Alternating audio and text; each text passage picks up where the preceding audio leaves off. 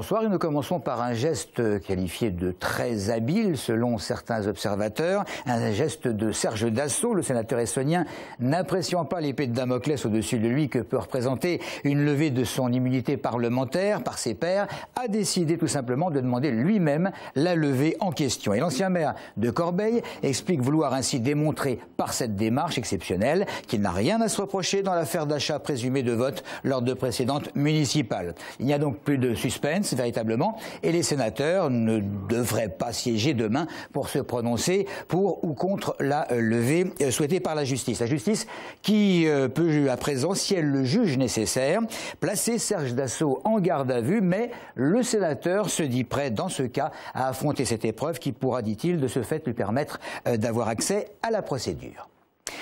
Après 6 semaines de soldes, les réductions se terminent ce soir. Au final, les commerçants de l'Essonne sont plutôt satisfaits de ce cru 2014, selon une enquête de la CCI, la Chambre de commerce et d'industrie de l'Essonne, avec 56% de satisfaction. Une hausse par rapport à l'an dernier. Ça s'explique par une attente des clients qui se réservent pour les soldes maintenant, mais aussi par des réductions fortes dès le début. Retour à Évry 2 après 6 semaines de travail intensif. Audrey Coll. Dans les magasins, les portants dédiés aux soldes ont fondu place à la nouvelle collection. Les ventes ont été meilleures que l'année dernière et la majorité des commerçants sont satisfaits.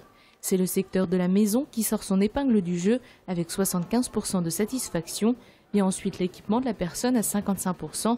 Seul le secteur sport, culture, loisirs n'atteint que 44%. C'est vrai que dans notre magasin, on s'aperçoit régulièrement que quand même, quelques jours avant les soldes, bon, les gens viennent voir un petit peu ce qu'il y a pour essayer de faire une bonne affaire. Donc peut-être qu'il y a eu, étant donné que le pouvoir d'achat est quand même relativement en baisse, plus d'appétence pour les soldes. Les soldes ont boosté le résultat des magasins. Seulement un quart des commerçants ont vu un recul de leur chiffre d'affaires contre 44% l'an dernier. Et 31% des magasins ont augmenté leur volume de vente. Cette augmentation s'explique par des réductions fortes dès le début, 50% appliqués dès la première semaine pour 73% des boutiques. Je pense que le commerce de proximité a une carte importante à jouer, que malgré la puissance d'Internet, les gens reviennent forcément dans leur centre-ville. On y trouve le lien social, on y trouve la convivialité. Et ça, je pense que c'est important pour nos commerces. Comme chaque année, les ventes privées ont quelque peu plombé ces soldes, mais les magasins sont de plus en plus nombreux à les pratiquer. À présent, les rabais vont complètement disparaître des rayons pour laisser place à la nouvelle collection. Nous vous en parlions en tout début d'année. Le taux de chômage en Essonne, il frôle les 8%. Pour enrayer cette augmentation, diverses initiatives voient le jour sur le territoire, parmi lesquelles le très populaire job dating, petit ou moins important, ou plus important bien sûr.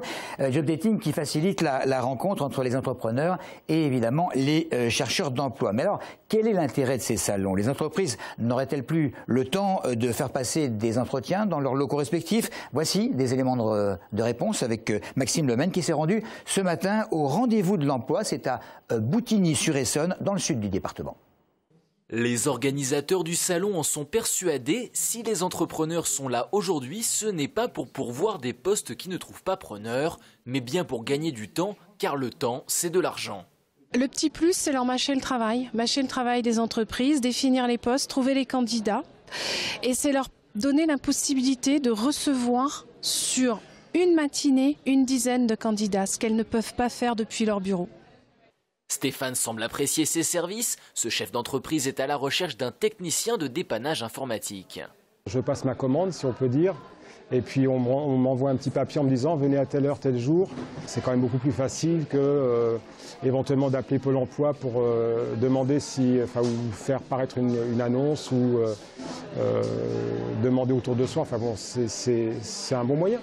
Les grosses entreprises y trouvent également leur compte. Benoît est responsable des ressources humaines pour une enseigne de grande distribution à Étampes. Grâce au salon, il a peut-être trouvé chaussures à son pied. Il recherchait notamment des hôtesses de caisse et des employés libre-service. Il y a pas mal de gens qui sont venus juste pour voir et d'autres beaucoup plus préparés, qu'on sent beaucoup plus motivés pour l'entretien. Ça m'a permis de rencontrer 25 candidats dans la matinée et d'en présélectionner une dizaine que je rencontrerai ensuite au magasin. 300 entretiens ont été organisés ce matin à Boutigny. Les candidats ont pu compter sur le soutien de la mission locale d'Évry pour se préparer. Prochaine édition le 13 mai à Étampes. Travail toujours, déroger au repos dominical, autrement dit pouvoir travailler le dimanche, c'est une revendication de bon nombre de salariés, c'est également un refus de la plupart des syndicats. Les principales organisations syndicales se sont hier entendues avec des organisations patronales de commerçants pour défendre ce repos dominical. Des commerçants dénonçant la concurrence trop importante des grandes enseignes. Et si une étude de l'Observatoire français des conjonctures économiques laisse entendre que l'ouverture le dimanche ne relancerait pas la consommation, ça laisse de marbre la plupart des personnes interrogées sur le désir de pouvoir ou non faire leur cours ce jour-là. Des Essonniens, bien entendu, devant la caméra de Marine Uru et d'Aurélien Barthes. C'est bien de bosser le dimanche parce qu'il n'y a plus...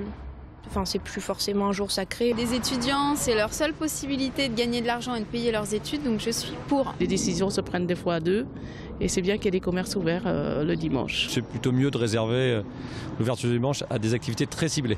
Pour les petits commerçants, c'est mieux pour eux. Après, ça dépend le courage qu'ils ont pour bosser le dimanche. Il faudrait qu'eux aussi aient le choix de pouvoir ouvrir ou non le dimanche. C'est où tout le monde ferme ou tout le monde ouvre. Je trouve que tout le monde a le droit de travailler le week-end à partir du moment où il y a des compensations financières. Il faut laisser aux gens l'envie de travailler s'ils ont envie de travailler. J'estime que c'est plutôt aux gens de la profession à gérer leur truc et à savoir ce qui est bon pour eux, ce qui n'est pas bon pour eux.